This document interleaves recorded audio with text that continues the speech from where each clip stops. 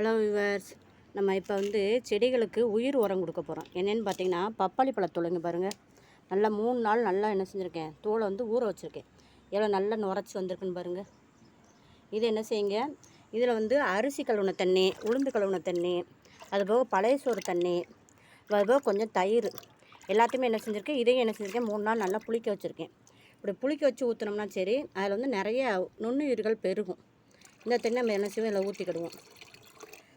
இந்த தோலையுமே இதில் போட்டு என்ன செஞ்சிடலாம், நல்லா கரைச்சி விட்டுட்டு இதை வந்து அடி உரமாக கொடுத்துடலாம். நம்ம காய்கறி கழுவு பண்ணுவோம்ல, அதில் வந்து இதை போட்டு விட்டுறலாம்.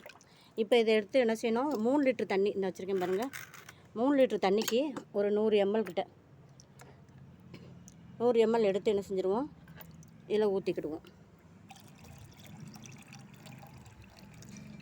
இதில் ஊற்றிட்டு இதை என்ன செஞ்சிடணும், இதை எடுத்து செடிகள் கொடுத்தோன்னா சரி, மண் மண் நல்லா தளர்வாக மாறும். அதுபோக என்ன செய்யும், செடி வந்து நல்ல சிறப்பான வளர்ச்சி இருக்கும். நுண்ணுயிர் பெருகிறனால மண்ணை வந்து அப்படியே நல்லா உள்ளே இது பண்ணி விடும், தளர்வு பண்ணி விடும். எவ்வளோ சூப்பராக இருக்கும் பாருங்கள். செடி எல்லாமே நல்ல செடி என்ன செய்யும், நல்லா பசுமையாக இருக்கும். வீடியோ பிடிச்சா லைக் பண்ணுங்கள், சப்ஸ்கிரைப் பண்ணுங்கள் ஜோதி ஃபார்மிங்கை. தேங்க்யூ.